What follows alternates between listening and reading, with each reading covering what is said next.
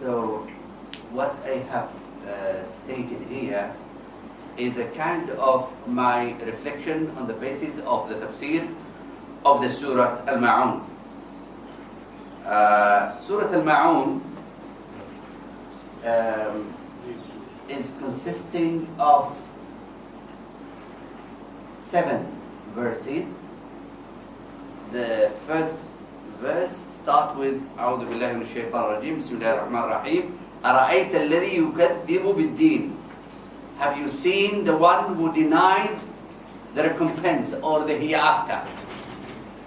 So the first verse was talking about the denial of the hereafter. Now it is a question, starting with the question أرأيت, have you seen? So it's a question. The question is meant to attract the attention of people or the listener, and then everybody was asking, who is this denying the hereafter? It's illogical for a Muslim. And then the answer came, for that is the one who drives away the orphan. فَذَلِكَ الَّذِي يَدُعُّ الْيَتِيمِ. The word يَدُعُّ, there is a harsh behavior. It's not an easy one. يَدُعُّ الْيَتِيمِ, drives away. That the translation of the word is not just saying sorry or saying ordinary words, but he or she is using a very bad words and attitudes and behavior.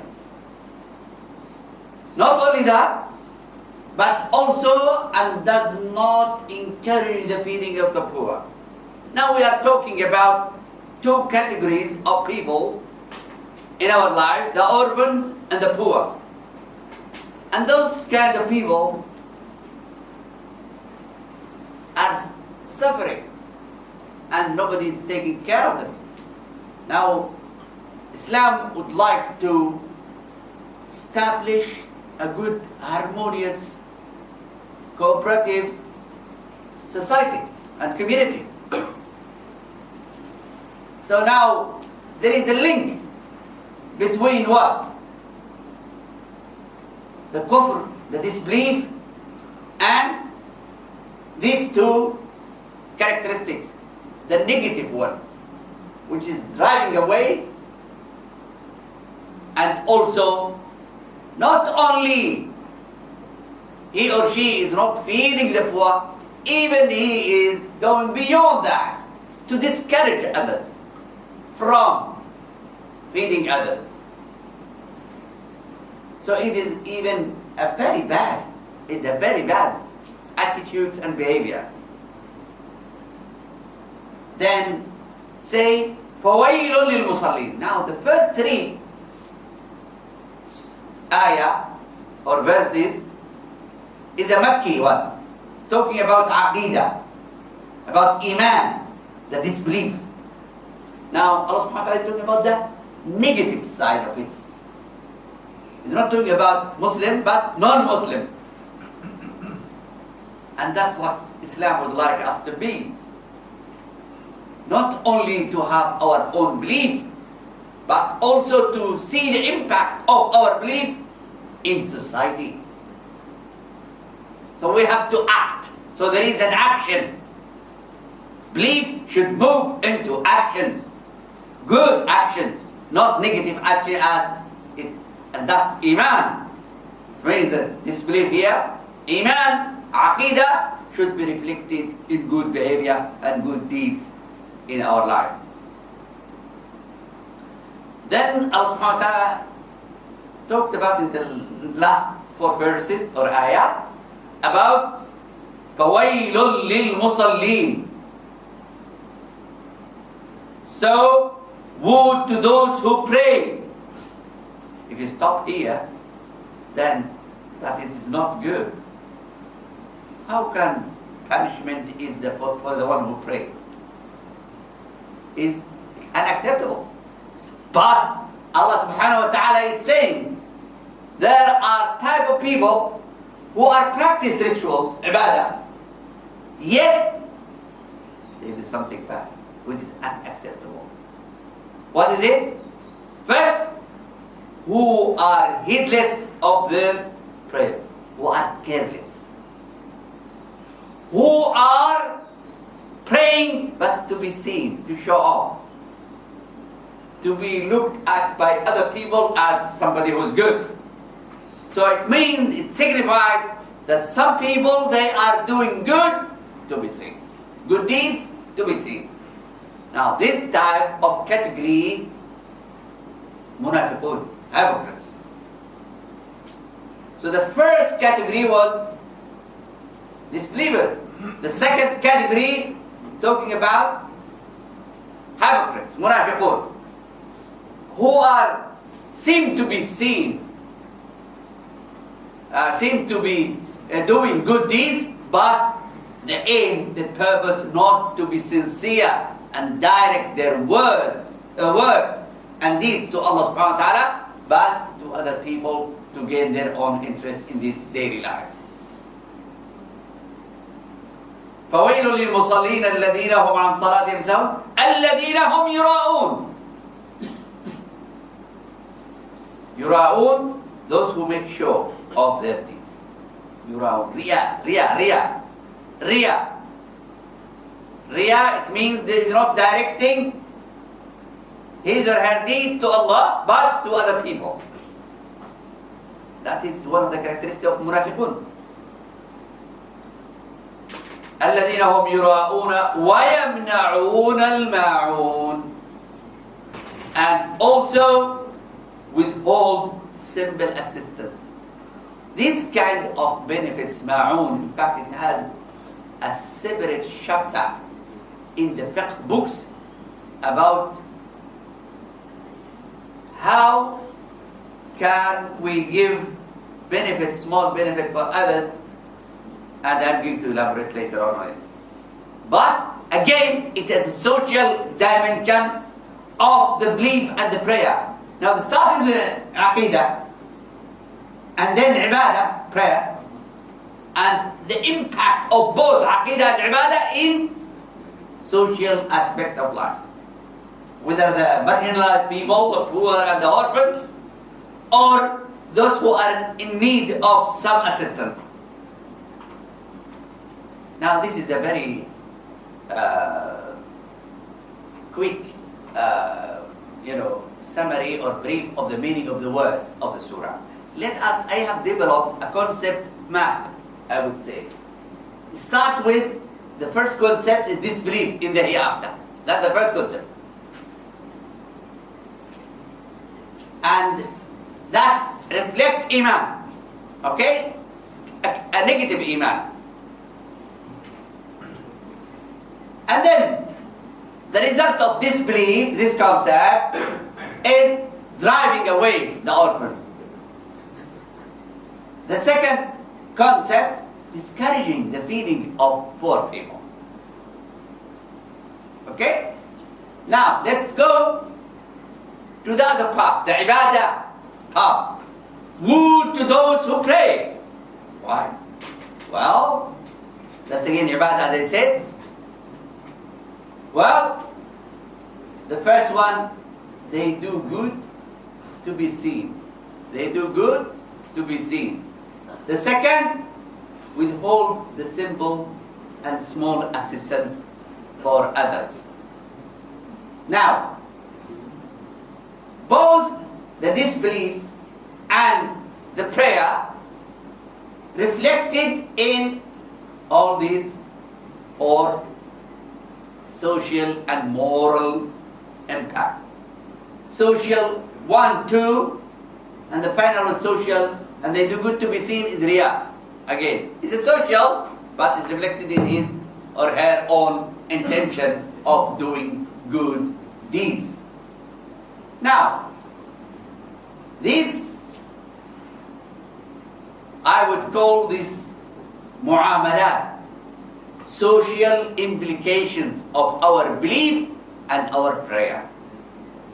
So it means that if we are not having the good belief in al-iman bil-akhirah, الإيمان بالله والإيمان بالآخرة والملائكة والكتب والرسل وإلى آخره. If we don't believe in those all pillars of faith, and we don't have implication in our life, it's meaningless. If we pray, and at the same time we don't have impact in our life, meaningless. So we have the aqidah, the ibadah, and the muamalah. This is kafir way of life, and they are, the ayah is Makki ayah, the other one hypocrites and Madani ayah. So let me do some conclusion from what I have said. The first 3 verses are Makki. The last 4 verses are Madani. That's why they are talking about prayers. The first 3 verses talk about the disbelief in the hereafter and its implication on social aspect of life. The last 4 verses talk about the hypocrisy and its consequences on social aspect of life. All verses reflect the integration of Iman, Ibadat, and Muamalat. There is the social dimension, as I said. So now we have a complete understanding of Islam from this surah. It reflects a real understanding which integrate Aqidah, Ibadah, and Muamalat. There are education implications for this surah. This is because I'm an educationist, so I have to do something for education as well. So, one of the things the surah starts with a question to attract the attention of listener. So sometimes if you want to attract the attention of your family or children or whatever, start with questions. It's one of the ways to let them think.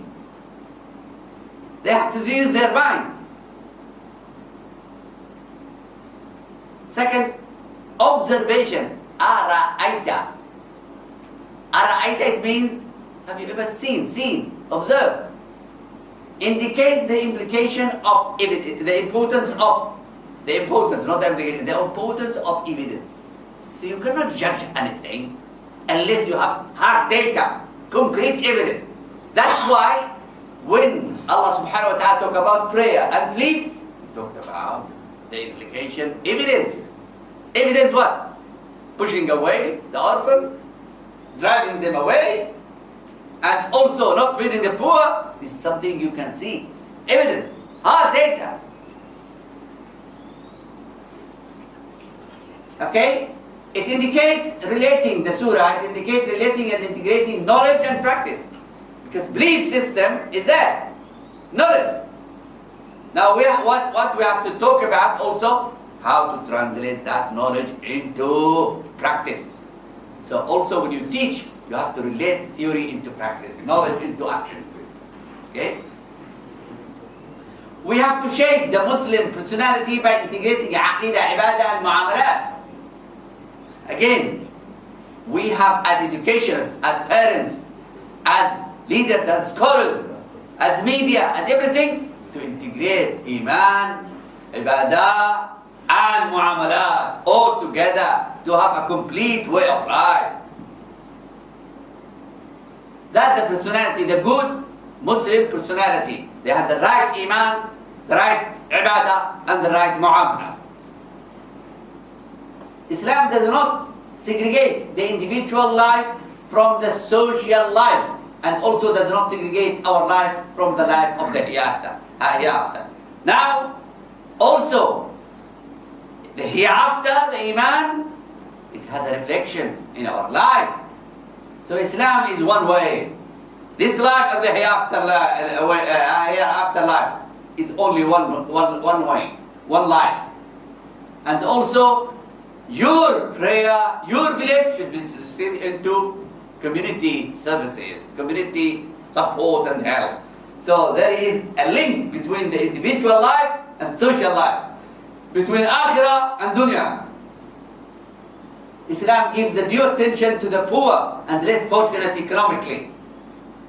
So Islam would like to have social justice And we have to have a role towards assisting the needy people in our life, in our community, in our society, in our ummah. The surah talked about kufr and hypocrisy to show us how to protect ourselves from both and act as Muslims. Because the surah is talking about the two categories, what we are left with is Islam. So we have to commit ourselves to Islam. The surah stresses on the importance of ethics, riyah. So we have to have sincerity in our work. So akhlaq is not missing. Akhlaq is a very important part of our iman in our daily life, and that they are linked to the hereafter, to akhirah. Stressing also the surah, the hereafter, is a clear indication for the importance of taqwa and accountability. Why we have akhirah? To have reward or punishment. That we call accountability. So accountability in order to shape our daily life behavior. Because if you are conscious of Allah, if you are thinking of akhirah, then your behavior will be positive. Your way of life will be better. Belief in akhirah stresses the reward and punishment as a principle of life in both worlds. So we need reward and punishment in this life. We need also reward and punishment in the hereafter for those who are wrong. The surah encourages us to change and transform ourselves internally and externally. Now this is a transformational, call to all of us to change from the negative, which is the disbelief and hypocrisy, into the positive, Islam. So it's a call for transformation, for change. That Islam is looking for positive change in our life. Internally, with belief and so on, and externally, the prayer and the social consequences of our iman and ibadat. The surah focuses on the quality of iman, ibadah and muamalat. So for example, prayer should be performed accurately so that it has an impact on our behavior to benefit and assist society. That we are talking about not just the movement of salah, we're talking about the essence of salah, the quality of salah, and the quality of iman, and the quality of muamalat. Now, before I end, there is, as I said, a chapter in the books of fiqh called Al-Ariyah, or Al-I'ara. Fiqh scholars have talked about these benefits, we call it benefits, which focuses on giving benefits to those who need for free. Some Muslims, they say it is a must. Some Muslim scholars they say voluntary and recommended because you will be rewarded for it. You might, for example, I give an example, offer your friend or neighbor the microwave device, for instance, to use it for preparing food for his guest. Suppose that he has guest, but he has no microwave and he needs to use it. Okay? It is termed as Ma'un. That's the name of the surah. Ma'un. Okay? The benefit you give to people. As it was stated in Surah Al Maun. Now, it is recommended to deliver such kind of common benefits on the condition, and the Muslim scholars have put a lot of conditions. Briefly, the condition that you are able to offer, so you have a microwave and you can spare it, that's one.